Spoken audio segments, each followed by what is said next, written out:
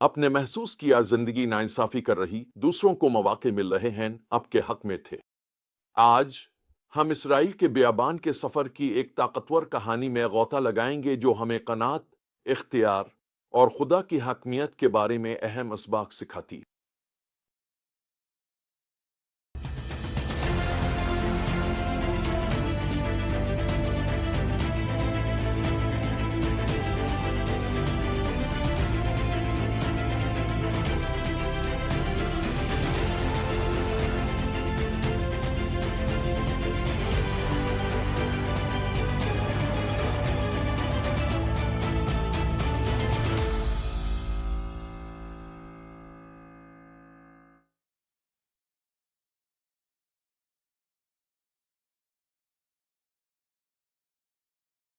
आज की हमारी बुनियादी सच्चाई यह है, खुदा इख्तियार को हमारी भलाई के लिए कायम करता है। इस इख्तियार को चैलेंज करना अक्सर बेइत्मीनानी और गुरूर से पैदा होता है, जो संगीन नताइज का सबब बन सकता है। हम गिनती 16 और 17 का जायजा लेंगे, जो कारून की बगावत हारून की लाठी के मुजिजाना शगुफ्ता होने का वाकया बयान करती हैं।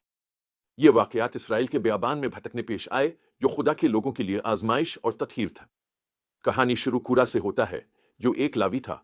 उसने 250 इसराइली रहनुमाओं को जमा किया मूसा और हारून के इख्तियार को चैलेंज करे। उनकी शिकायत किया थी, तुम हद से आगे बढ़ गए हो। पूरी जमात मुकद्दस है, इनमें से हर एक, और खुदा उनके साथ है। फिर तुम खुद को खुदा की जमात से बुलंद क्यों करते हो? अहली नजर में ये माकूल लग सकता है। खुदा ने बनी इसराइल को कैंत की सल्तनत बनने के लिए नहीं बुलाया। यह संगीन मसला था। कूरा और उसके पैरोकार इस इख्तियार के ढांचे को मुस्तरद कर रहे थे जो खुद खुदा ने कायम किया था। उसका जवाब मानीफेज था। उस जमीन पर गिर पड़ा एक आजमाइश की तजवीज पेश। खुदा खुद जाहिर करे कौन मुकद्दस है, उन्हें अपने हुजूर बखुर चढ़ाने की इजाजत देकर। यह काम सिर्फ काहिनों के लिए था, और इस चैलेंज को कबूल करके कूरा और उसके पैरोकार अपने खुदादाद किरदार से तजावुज कर रहे थे। अगले दिन खुदा का फैसला तेज और सख्त था। जमीन फट गई और कूरा और उसके घराने को निगल गई, जबकि आग ने वो 250 अफराद भस्म कर दिए जो बखौर चढ़ा रहे थे। यह खुदा के मुकर्रर करदा इख्तियार के खिलाफ बगावत की संगीनी की एक होशरुबा याद दहानी है। कहानी खत्म नहीं हुई। हैरत अंगेज तौर पर अगले दिन बनी इसराइल मूसा और हारून से शिकायत करते हैं और उन पर उन अमवात का इल्जाम लगाते हैं। खुदा का गजब भड़क उठता है और लोगों में एक वबा फूट पड़ती है। ये तभी रुकती है जब हारून मूसा की हिदायत पर अपना बुखुरदान लिए मजमा के दरमियान दौड़ कर जाता है और लोगों के लिए कफारा देता है। वबा खत्म हो जाती है, लेकिन इससे पहले 14,700 जानें ले चुकी होती है।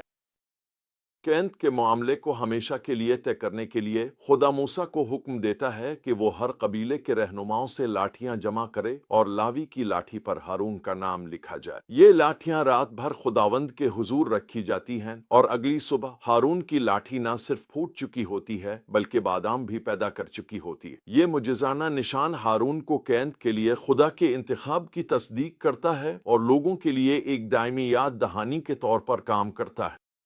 फिर भी उनका रद्दे अमल खौफ है। अब मर जाएंगे, हम बर्बाद गए, हम सब बर्बाद हुए। इन वाकयात से हम क्या सबक हासिल करते हैं? पहली बात, अदम इत्मीनान खतरनाक होता है। कूरा और उसके पैरोकार अपने खुदादाद किरदारों से मुतमईन नहीं थे। वो मजीद चाहते थे, उनकी तबाही का सबब बना। हम कितनी बार अपनी हालत पर शिकायत करते हैं, ये भूल कर कि खुदा ने हमें बिल्कुल वहीं रखा है जहां वो चाहता है। जब अदम इत्मीनान हसद की बुनियाद पर हो, तो ये और भी ज्यादा खतरनाक हो जाता है। खुदा का अदम इत्मीनान वाज़ेह तौर पर इस हुक्म की खिलाफ वर्जी के तौर पर देखा जा सकता है, लालच न करो, हसद न करो, जो 10 अहकाम में से 10वां है। हम में से बहुत से लोग ये नहीं समझते कि हसद कितना तबाहकुन हो सकता है। कूरा में वो कैंत का मनसब चाहा जो खुदा ने खास तौर पर हारून और उसके बेटों को दिया था। अगरचे वो एक लावी था और खैमा इज्तिमा में अहम काम रखता था, कूरा इस पर राजी नहीं था जो खुदा ने इसे अता किया था। कूरा का यह दावा कि पूरी जमात मुकद्दस है بتاتا ہے کہ وہ اپنی حیثیت کا مقابلہ موسیٰ اور ہارون سے کر رہا تھا کہ انت خدا کا حق نہیں تھا، پھر بھی اس نے اسے حاصل کرنے کی خواہش کی۔ اس کا حسد بغاوت تک جا پہنچا جو خدا کے اختیار کو چیلنج کرنے کے مترادف تھا اور بالآخر اس کی اور دوسروں کی تباہی کا سبب بنا۔ دوسری بات، خدا کے مقرر کردہ اختیار کو چیلنج کرنا ایک سنگین معاملہ ہے۔ خادی اپنی مقرر کردہ قیادت کو سنجیدگی سے لیتا ہے اور ہمیں بھی ایسا ہی کرنا چاہیے۔ اس کا مطلب یہ نہیں کہ رہنماؤں سے سوال نہیں کیا جا سکتا، لیکن اس کا تقاضا ہے کہ ہم ایسے معاملات میں فروتنی اور احترام سے پیش آئیں۔ تیسری بات یہ ہے کہ سچی قیادت اکثر درمیان میں کھڑے ہونے کا مطالبہ کرتی ہے۔ ہارون کا عمل بخوردان لے کر زندوں اور مردوں کے درمیان کھڑا ہونا شفاعت کی ایک زبردست تصویر پیش کرتا ہے۔ کیا ہم دوسروں کے لیے قربانی دینے کو تیار ہیں، چاہے اس میں قیمت آئے؟ چوتھی بات، خدا اپنی پسند کو ثابت کرتا ہے۔ ہارون کے عصا کا شگوفہ کھلنا خدا کے انتخاب کی ایک واضح اور معجزانہ نشانی تھی۔ ہم آج ڈرامائی نشان نہیں دیکھتے، مگر ہم یقین رکھ سکتے ہیں کہ خدا اپنے منتخب کو قوت دیتا ہے۔ اپنی زندگی میں نے سیکھا ہے کہ قناعت ایک انتخاب ہے۔ دیکھیں، کورا کو زیادہ چاہتے تھے لیکن وہ خدا کی حضوری اور قیادت میں اضافہ نہیں چاہتے تھے۔ وہ اپنے لیے زیادہ طاقت اور اختیار چاہتے تھے۔ مجھے سیکھنا پڑا کہ حقیقی عبادت ایک عاجز دل میں ہے، نہ کہ اس دل میں جو طاقت، وقار اور شہرت کی تلاش میں۔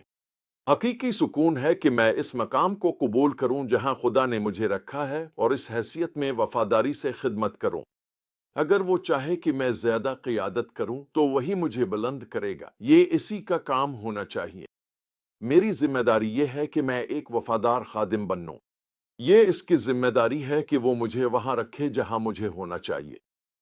چیلنج کرتا ہوں، اب زندگی میں کہاں عدم اطمینان کا سامنا کر رہے ہیں؟ ان سی جگہیں ہیں جہاں آپ خدا کے اختیار کی مزاحمت کر رہے ہیں۔ یاد رکھیں، خدا کا آپ کی زندگی کے لیے منصوبہ اچھا ہے، چاہے وہ آپ کی توقعات سے میل نہ کھاتا ہو۔ وہی خدا جس نے بنی اسرائیل کو بیابان میں راہ دکھائی، جس نے ہارون کو اعلیٰ کاہن کے طور پر مقرر کیا، وہی خدا آپ کی زندگی میں کام کر رہا ہے۔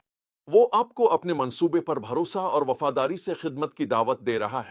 جہاں اس نے آپ کو رکھا ہے وہاں خدمت کریں، ان اختیارات کا احترام کریں، اس نے بنائے۔ جب ہم ختم کر رہے ہیں، میں آپ کو سوچنے کی دعوت دیتا ہوں۔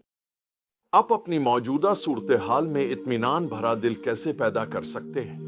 کیا ایسی جگہیں ہیں جہاں آپ کو اپنی زندگی میں خدا کے مقرر کردہ اختیار کے تابع ہونے کی ضرورت ہے؟ اگر آپ خدا کے منصوبے کو مکمل طور پر قبول کر لیں، چاہے وہ آپ کی سوچ سے مختلف ہو، تو کیا بدلے گا؟ خدا پر بھروسہ رکھیں اور اس کے کامل منصوبے کے مطابق اطمینان اور فرما برداری کے ساتھ آگے بڑھیں۔